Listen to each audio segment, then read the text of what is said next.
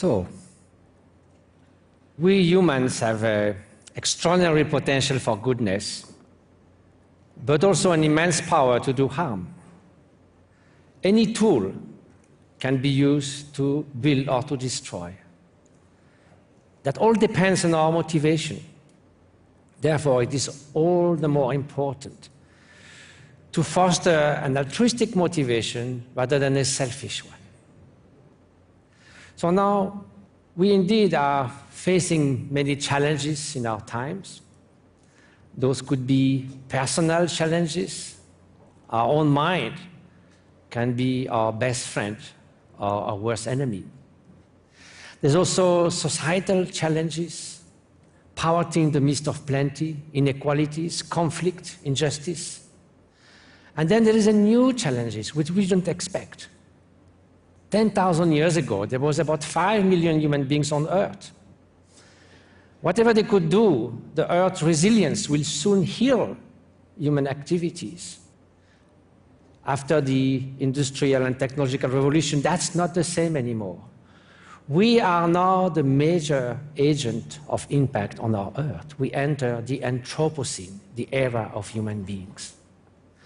So in a way, if we were to say we need to continue this endless growth, endless use of material resources, it's like saying, if this man was saying, and I heard a former head of state, I won't mention who, saying 5 years ago, we were at the edge of the precipice. Today, we made a big step forward.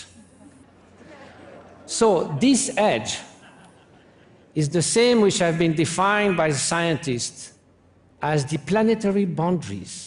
And with those boundaries, taking care of a number of factors, we can still prosper. Humanity can still prosper for 150,000 years if we keep the same stability of climate as in the Holocene for the last 10,000 years.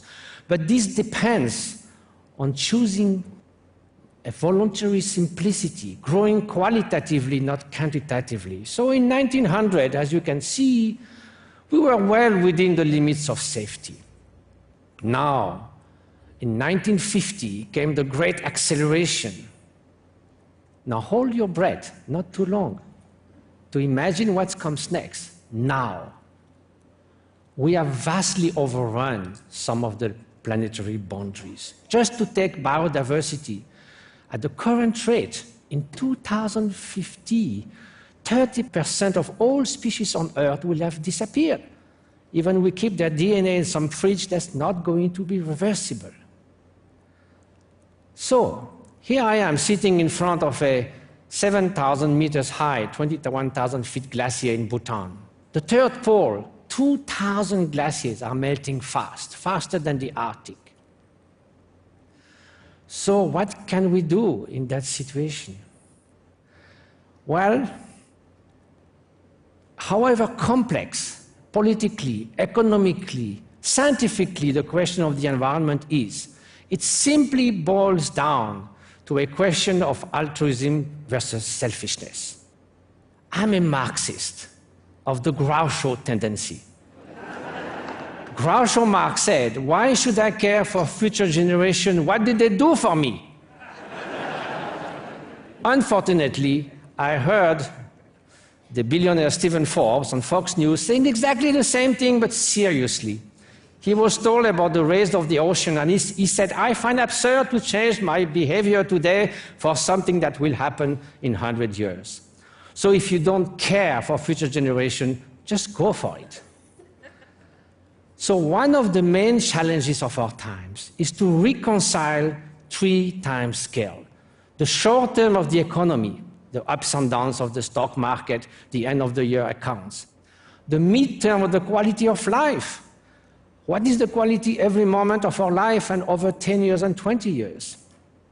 And the long term of the environment. When environmentalists speak with economists, it's like a schizophrenic dialogue, completely incoherent. They don't speak the same language.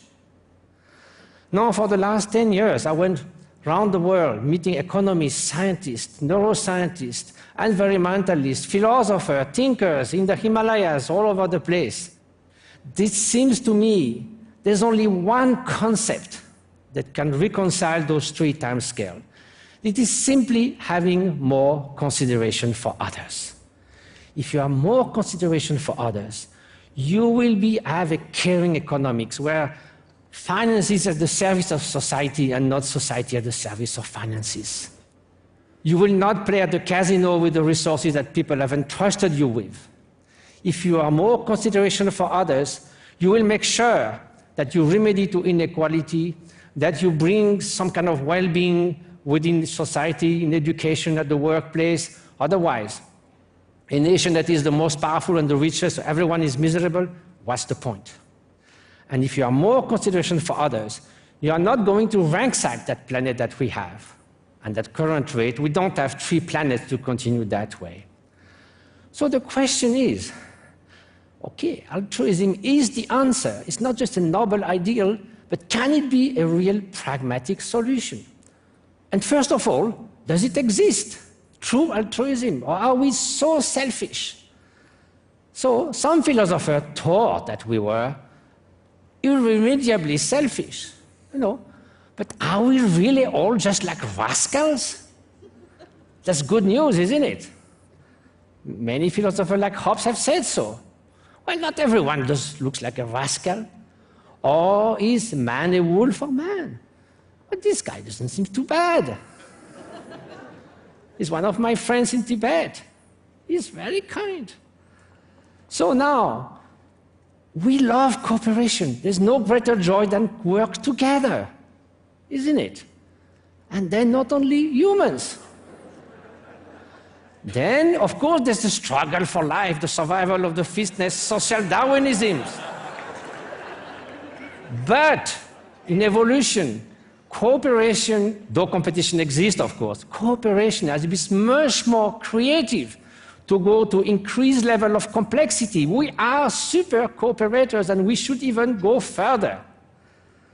So now, on top of that, the quality of human relationship, the OECD did a survey among 10 factors, including income, everything. The first one that people said, that's the main thing for my happiness, is quality of social relationship.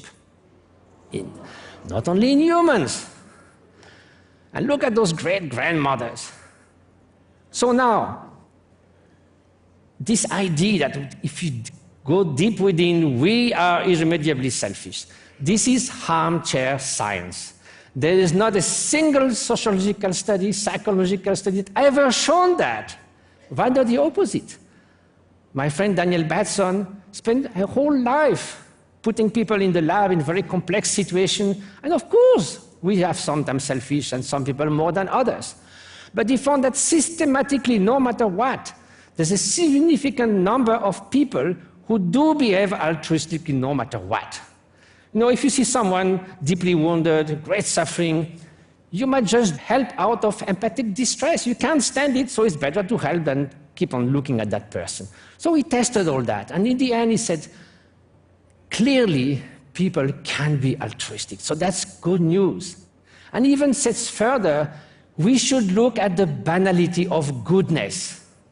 Look at here. When we come out, we're not going to say, that's so nice.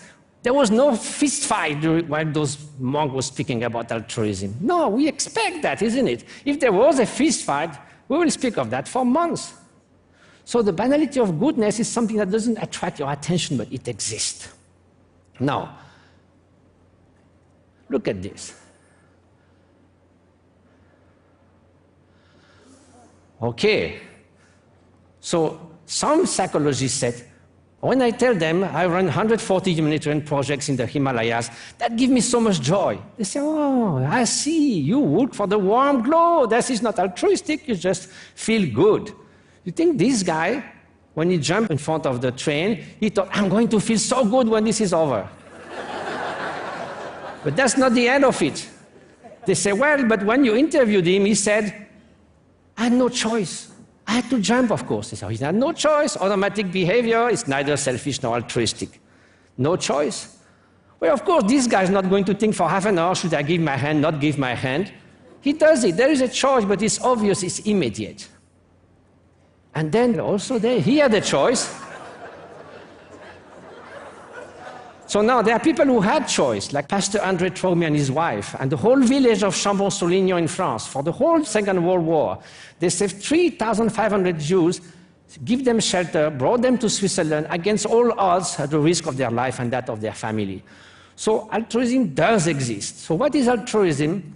It's the wish, may others be happy and find the cause of happiness. Now, empathy is the affective resonance or cognitive resonance that tell you this person is joyful, this person suffers. But empathy enough is not sufficient. If you keep on being confronted with suffering, you might have empathic distress, burnout. So you need the greater sphere of loving kindness. With Tanya Singer at the Max Planck Institute of Leipzig, we showed that the brain network for empathy and loving kindness are different. Now that's all well done, so we got that from evolution through maternal care, parental love, but we need to extend that, and can be extended even to other species. Now, if we want a more altruistic society, we need two things, individual change and societal change. So is individual change possible? 2,000 years of contemplative studies said yes, it is. Now, 15 years of collaboration with neuroscience and epigeneticists say yes, our brain changed when you train in altruism. So I spent 120 hours in MRI machine. This is the first time I went after 2.5 hours. And then the result have been published in many scientific papers. It shows without ambiguity that there are structural change and functional change in the brain when you train in altruistic love. Just to give you an idea, this is the meditators at rest on the left, meditation in compassion meditation, you see all the activity, and then the control group at rest, nothing happened. In meditation, nothing happened. They have not been trained. So, do you need 50,000 hours of meditation? No, you don't. 4 weeks, 20 minutes a day of caring mindfulness meditation already brings a structural change in the brain compared to a control group. That's only 20 minutes a day for 4 weeks. Even with preschoolers, Richard Davidson did that in Madison, 8 weeks program, gratitude, loving kindness, cooperation, mindful breathing. You would say, oh, that's just preschoolers. Look, after 8 weeks. The prosocial behavior, that's the blue line. And then come the ultimate scientific test, the stickers test. Before you determine for each child who is their best friend in the class, their least favorite child, an unknown child, and a sick child, and they have to give stickers away. So before the intervention, they give most of it to their best friend. 4, 5 years old, 20 minutes, 3 times a week. After the intervention, no more discrimination. The same amount of stickers to their best friend and the least favorite child. No, that's something we should do in all the schools in the world. Now, where do we go from there? Well, when the Dalai Lama heard that, he told Richard Davidson, you go 10 schools, 100 schools, the UN, the whole world. So now where do we go from there? Individual change is possible. Now, do we have to wait for an altruistic gene to be in the human race? That will take 50,000 years, too much for the environment. Fortunately, there is the evolution of culture. Cultures, as specialists have shown, change faster than genes. That's the good news. Look, attitude towards war has dramatically changed over the years. So now, individual change and cultural change mutually fashion each other, and yes, we can achieve a more altruistic society. So where do we go from there? Myself, I'll go back to the East.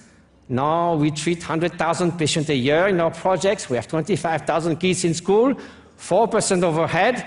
Some people say, well, your staff works in practice, but does it work in theory? So they call us a positive deviance. So I also go back to my heritage to find the inner resources to better serve others. But on a more global level, what can we do? We need 3 things. Enhancing cooperation. Cooperative learning in the school instead of competitive learning. Unconditional cooperation within cooperation. There can be some competition between cooperation, but not within. We need sustainable harmony. I love this term. Not sustainable growth anymore. Sustainable harmony means now we reduce inequality. In the future, we do more with less, and we continue to grow qualitatively, not quantitatively. We need a caring economics. The Homo economicus cannot deal with poverty in the midst of plenty, cannot deal with the problem of the common goods, of the atmosphere, of the ocean. We need a caring economics. If you say economists should be compassionate, that's not our job. But if you say they don't care, that looks bad. We need local commitment, global responsibility. We need to extend altruism to the other 1.6 other species, sentient beings, are co-citizens in this world. And we need to dare altruism. So, long life to the altruistic revolution. Viva la revolución de altruismo.